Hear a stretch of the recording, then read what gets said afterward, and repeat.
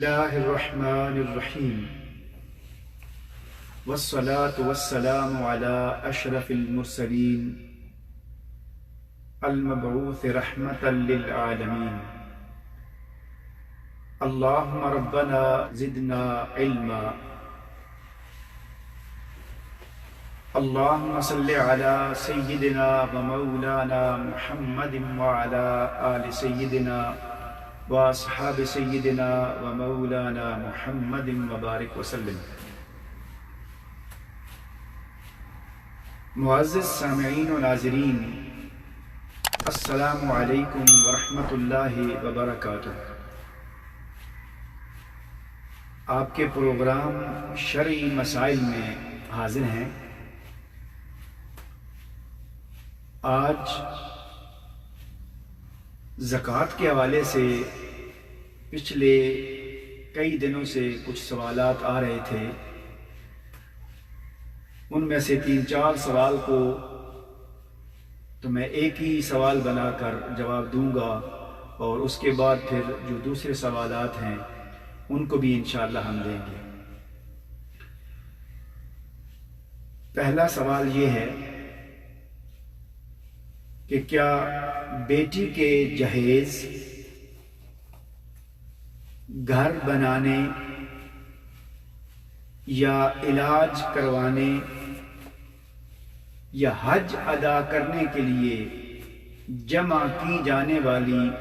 رقم پر زکوٰۃ ہے؟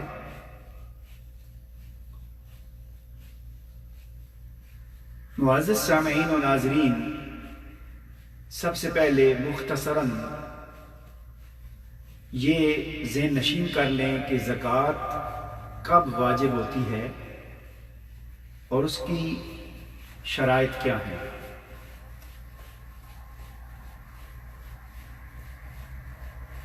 زکوٰۃ چونکہ اسلام کا ایک اہم رکن ہے، اس لیے اس کی شرائط اکثر وہی ہیں کہ انسان مسلمان ہو، بالغ ہو، عاقل ہو. اس کے علاوہ جو اہم شرط ہے کہ انسان کے پاس اپنی ضروریات اصلیہ، اس کی جو اپنی حاجات اصلیہ ہیں، جیسے گھر، کھانا، گاڑی، سواری، لباس، جو بھی اس کی ضرورت کی چیزیں ہیں، ان سے زیادہ یا اضافی اتنا مال ہو کہ وہ شرعی نصاب کو پہنچ جائے. اب شرعی نصاب کیا ہے؟ وہ یہ ہے کہ 7.5 تولے سونا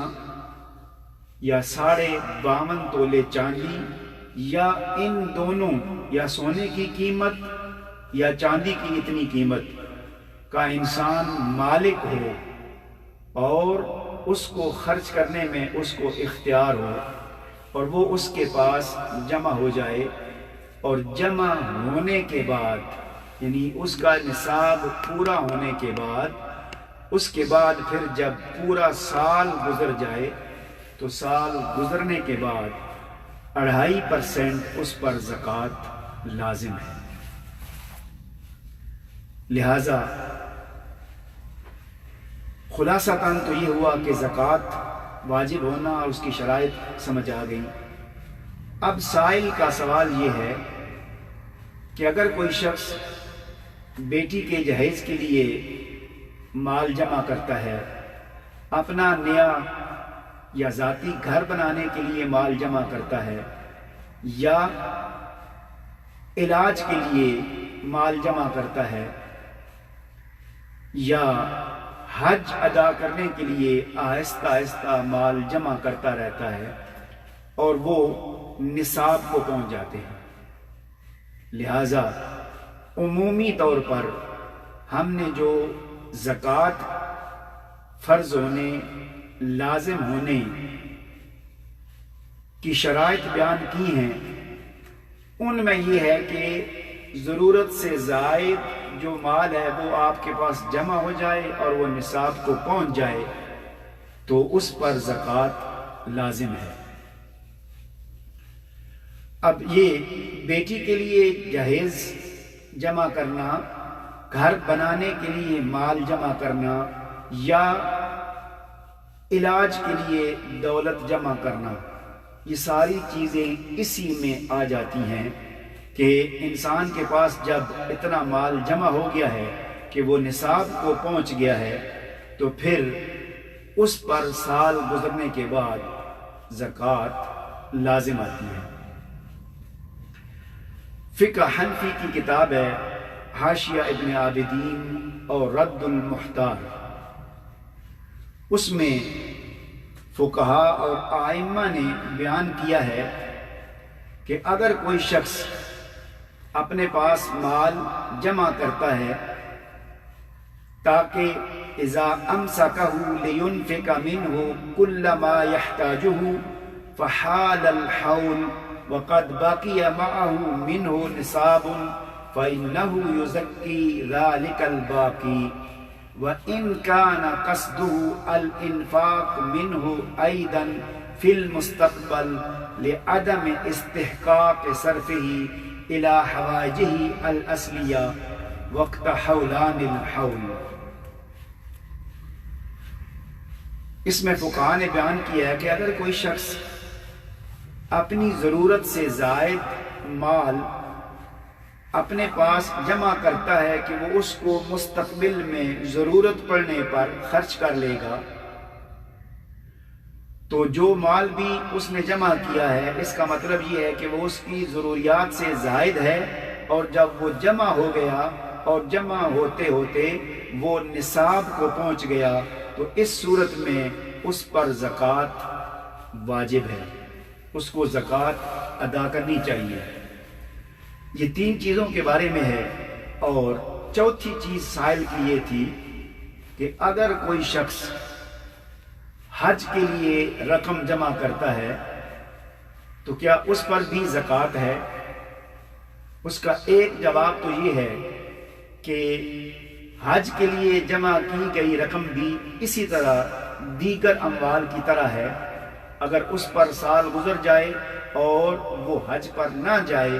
تو پھر اس پر زکوٰۃ لازم ہے، لیکن اس کی دو صورتیں بنتی ہیں۔ ایک یہ کہ اس نے مال جمع کیا ہوا ہے اور حج کے لیے کسی ایجنٹ کو، کسی کمپنی کو یا حکومت کو وہ مال ادا کر دیا اور اس میں تاخیر ہو گئی ہے۔ اگر اس نے حج ادا کرنے کے لیے پیسے دے دیے ہیں، ایجنٹ کو پیمنٹ کر دی ہے، تو اس پر اگر یہ سال گزر گیا ہے تو اس رقم پر جو حج کے لیے اس نے دی ہے اس پر زکوٰۃ نہیں ہوگی۔ اور دوسری صورت یہ ہے کہ حج کی نیت سے اس نے زکوٰۃ جمع کی، مثلا ایک شخص جاب کرتا ہے اور گھر کے معاملات چلاتا ہے، ان معاملات کے چلانے کے ساتھ ساتھ وہ ہر مہینے اپنی انکم یا اپنی آمدن کا کچھ حصہ پس انداز کرتا رہتا ہے، اس نیت سے کہ وہ جمع ہونے پر ان سے حج کرے گا۔ ہر مہینے وہ ایسا کرتا ہے تو ایک دن آ گیا کہ اس کی وہ رقم جو اس نے جمع کی ہے وہ اتنی ہو گئی ہے کہ وہ نصاب کو پہنچ گئی ہے اور نصاب پر زکوٰۃ لازم ہے۔ اب جس وقت، جس دن وہ زکوٰۃ کے لیے نصاب پورا ہوا ہے، اس دن سے لے کر ایک سال گزرنے تک، اگلے سال وہ جو دوبارہ اضافی طور پر ہر مہینے جو رقم رکھتا رہا ہے وہ بھی، اور جس پر نصاب پورا ہوا تھا ساری رقم جمع کر کے اس پر اس کو زکوٰۃ ادا کرنی ہے۔ تو گویا حج کے لیے رکھی گئی رقم کی دو صورتیں ہو گئیں، ایک یہ ہے کہ اگر آپ نے حج ادا کرنے کے لیے پیسے پے کر دیے ہیں تو ان پر زکوٰۃ نہیں ہے، لیکن ایک یہ ہے کہ آپ کے پاس گھر میں پڑے ہوئے ہیں اور ان پر سال گزر گیا ہے اور پھر اگلا سال گزرا ہے، تو جوں وہ پیسے آپ کے پاس پڑے ہیں اور حج کے لیے نہیں گئے آپ، اس پر آپ کو زکوٰۃ ادا کرنی ہے۔ اس کے بعد اسی سائل کا ایک اور سوال تھا کہ زکوٰۃ ادا کرنے کی بہترین صورت کیا ہے، اچھا طریقہ کیا ہے؟ کیش میں ادا کرنا یا کسی بندے کو کھانا کھلا دینا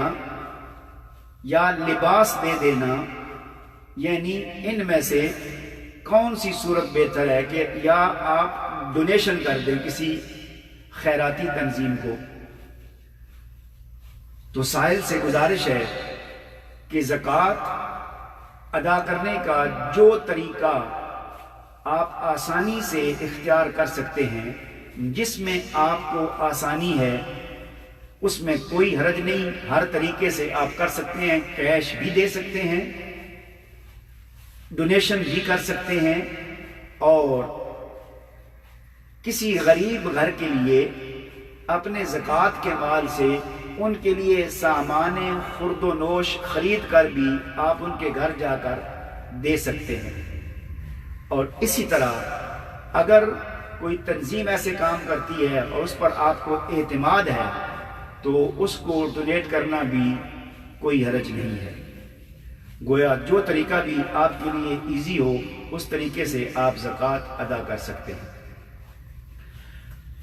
اب اس کے بعد ایک اور سوال ہے، وہ یہ کہ انسان نے کسی بندے کو قرض دیا ہوا ہے، اور وہ جو قرض ہے اس کی مالیت اتنی ہے کہ وہ نصاب کو پہنچ جاتی ہے، تو شرعی اعتبار سے اس قرض پر جو آپ نے دیا ہوا ہے، چونکہ وہ آپ کی دولت ہے، آپ کا مال ہے، اس پر بھی زکوٰۃ لازم ہے۔ لیکن سائل نے سوال یہ کیا ہے کہ میں نے کسی کو قرض دیا ہوا ہے اور میرا وہ قرض واپس ملنے کی امید نہیں ہے، یا اگر ہے تو بہت کمزور ہے۔ اس کی صورت یہ ہو سکتی ہے کہ کسی بندے نے پیسے لیے، قرض لیا، اور اس کے بعد وہ چونکہ معاشرتی اعتبار سے طاقتور ہو گیا تو اس نے انکار کر دیا، یا اس کو جو قرض دینے والا ہے، جو دائن ہے، وہ اس سے قرض کی ڈیمانڈ نہیں کر سکتا، تو اس اعتبار سے اس کے واپس آنے کے امکان کم ہیں یا نہیں ہیں۔ تو اگر ایسی صورت ہو تو پھر اس پر زکوٰۃ کا کیا حکم ہے؟ اس بارے میں فقہا کی مختلف آراء ہیں۔ بعض فقہا کے نزدیک اگر قرض پر ثبوت موجود ہو کہ آپ نے اس کو پیسے دیے ہوئے ہیں اور آپ کا قرض اس کے ذمے ہے، تو ان کے نزدیک اس پر زکوٰۃ فرض ہے، خواہ اس کو آپ وصول کریں، اس کی امید ہو یا کہ نہ ہو۔ الغرض ان کے نزدیک اگر امید نہ ہو، جب ملے تو جو پچھلا عرصہ پورا گزرا ہے اس سارے کی زکوٰۃ دینا لازم ہے۔ اس کے ساتھ ایک دوسرا قول ہے جو کہ راجح ہے، اور اس کے مقابلے میں اکثر علماء نے اس کو ترجیح دی ہے، اور وہ بھی صحیح ہے، اور اس قول کو رد المحتار میں فقہی امام نے بیان کیا ہے، اور وہ یہ ہے کہ جس قرض کے وصول ہونے کی امید نہ ہو یا اس کا وصول ہونا مشکل ہو، تو راجح قول کے مطابق جب تک قرض وصول نہ ہو جائے زکوٰۃ نہیں ہے، اور وصول ہونے کے بعد جس قدر قرض وصول ہوا ہے واپس آیا ہے، اگر وہ نصاب کو پہنچ جاتا ہے تو اس قدر ہی زکوٰۃ لازم ہے، اور آئندہ سال اسی پر زکوٰۃ لازم آئے گی۔ اس کو امام ابن عابدین نے اپنی کتاب میں جو کہ رد المحتار کا حاشیہ ہے اس میں بیان کیا ہے، اور اس قول کو انہوں نے ترجیح دی ہے۔ الغرض اس مختصراً جو کہ بیان ہے فقہی اعتبار سے، اگر قرض کے واپس آنے کی امید نہ ہو تو اس کو انہوں نے کہا ہے کہ فی زماننا یقر المدیون بالدین بملاءته ولا يقدر الدائن على تخلیصه منه فهو بمنزلة العدم۔ وہ فرماتے ہیں کہ ہمارے زمانے میں حال یہ ہو گیا ہے کہ جس بندے نے قرض دیا ہوا ہے وہ قرض دار سے قرض کو طلب نہیں کر سکتا، اس کو مرضی سے حاصل نہیں کر سکتا، اس میں ہمت نہیں ہے کہ وہ اس سے ڈیمانڈ کر سکے۔ تو وہ کہتے ہیں کہ وہ ایسے ہی ہے کہ جیسے دولت یا مال اس کے پاس نہیں ہے، تو جب دولت اور مال نہ ہو تو پھر زکوٰۃ لازم نہیں آتی۔ معزز سامعین و ناظرین، اس کے ساتھ ایک سوال زکوٰۃ سے متعلق ہی یہ ہے کہ مدارس جو ہیں تعلیمی، کیا ان کو زکوٰۃ دینا جائز ہے؟ معزز سامعین و ناظرین، اس کے حوالے سے علماء نے بڑی تفصیل سے لکھا ہے اور ان کی آراء مختلف ہیں، لیکن میں خلاصتاً ایک رائے بیان کرتا ہوں کہ چونکہ اللہ کریم نے زکوٰۃ کے مصارف بیان فرمائے ہوئے ہیں کہ جن پر زکوٰۃ خرچ کی جا سکتی ہے، جو زکوٰۃ کے مستحق ہیں، اور اس میں فقیر ہے، مسکین ہے، عامل ہے، مسافر ہے، فی سبیل اللہ ہے اور قرض دار ہے۔ ان میں جو فقیر اور مسکین ہے اس کا ذکر سب سے پہلے ہے۔ تو جن مدارس میں غریب اور فقیر طلباء پڑھتے ہیں ان کو زکوٰۃ دینا چاہیے، اور ایسے مدارس کو زکوٰۃ دینا درست ہے، چونکہ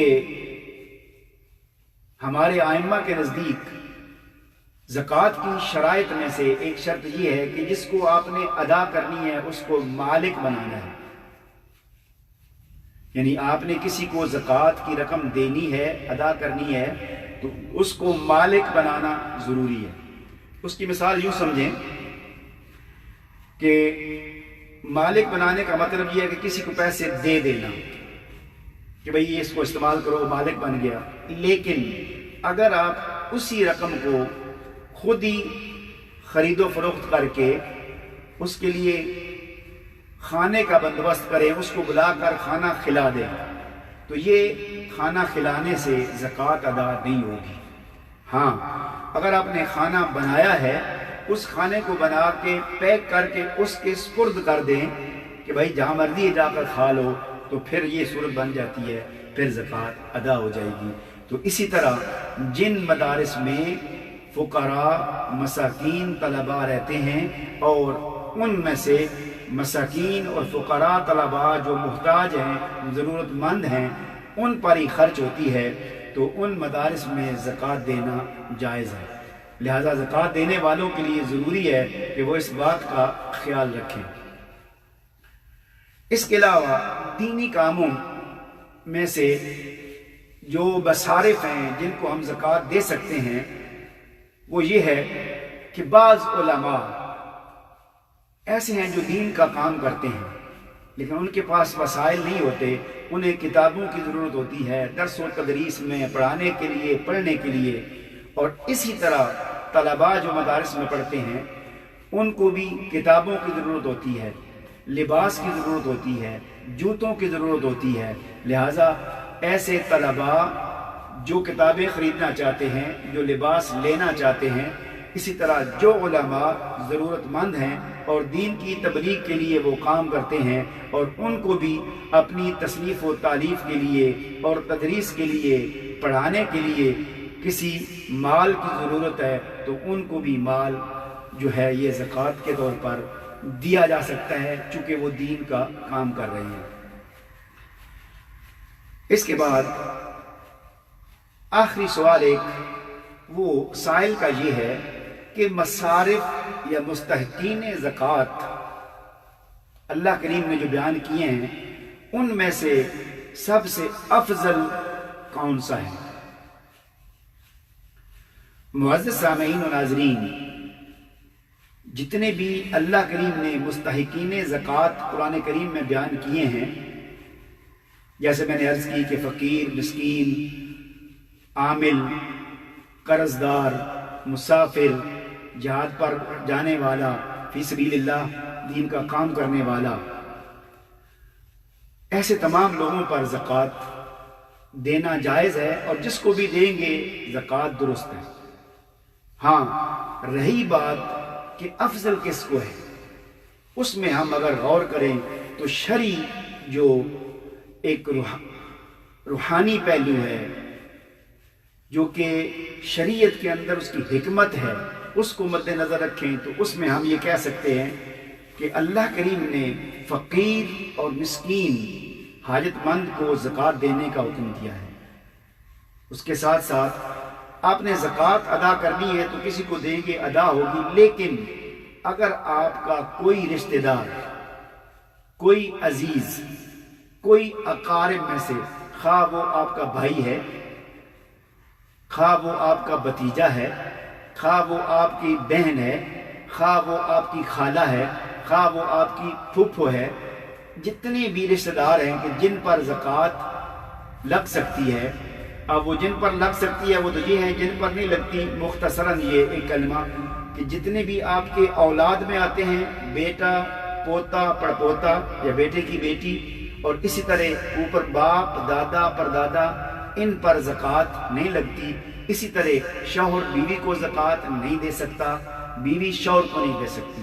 اس کے علاوہ جتنے بھی رشتہ دار ہیں ان سب کو زکوٰۃ لگ سکتی ہے، بشرطے کہ ان کے پاس جو شرعی نصاب ہے وہ نہ ہو، یعنی وہ فقیر شمار ہوں یا مسکین شمار ہوں یا ضرورت مند شمار ہوں، تو ان رشتہ داروں کو زکوٰۃ دینا افضل ہے۔ اس کی وجہ کیا ہے؟ وجہ یہ ہے کہ زکوٰۃ دینا ایک فریضہ ہے، آپ نے ایک تو یہ ادا کر دیا، دوسرا یہ ہے کہ ان رشتہ داروں کو صلہ رحمی کے طور پر بھی لازم ہے کہ آپ ان کا خیال رکھیں۔ لہٰذا جب آپ کسی رشتہ دار کو زکوٰۃ دیں گے تو اس میں دو چیزیں آ جائیں گی، ایک زکوٰۃ کا ادا کرنا اور اس کے ساتھ ساتھ ایک صلہ رحمی کا آپ نے حق ادا کر دیا۔ اور اس کے علاوہ اپنے شہر میں، اپنے ملک میں، اپنے قرب و جوار میں زکوٰۃ دینا درست ہے، لیکن اس کا قطعاً یہ مطلب نہیں ہے کہ کہیں اگر دوسرے شہر میں، دوسری جگہ پر کوئی آفت آئی ہے، اس آفت کے نتیجے میں وہاں کے لوگوں کو ضرورت ہے، لہذا وہاں بھیجنے میں بھی کوئی حرج نہیں ہے، لیکن افضل یہ ہے کہ جو قریبی ہیں اگر وہ زکوٰۃ کے مستحق ہیں تو ان کو زکوٰۃ دینا افضل ہے۔ اس کے بعد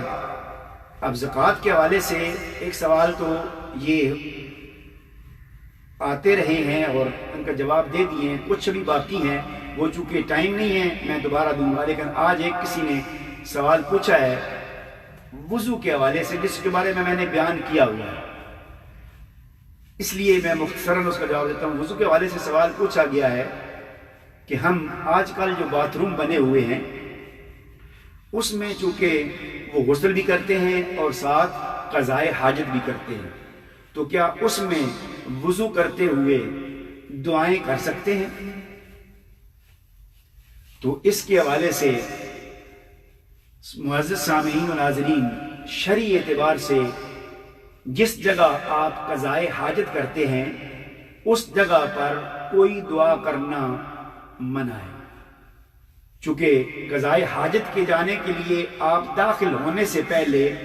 دعا کر لیتے ہیں اور پھر وہاں سے نکلنے کے بعد دعا کرتے ہیں، وہاں پر ہوتے ہوئے کوئی دعا نہیں کر سکتے۔ ہاں، وہاں پر وضو کرنا، چونکہ غسل خانہ بھی ساتھ ہے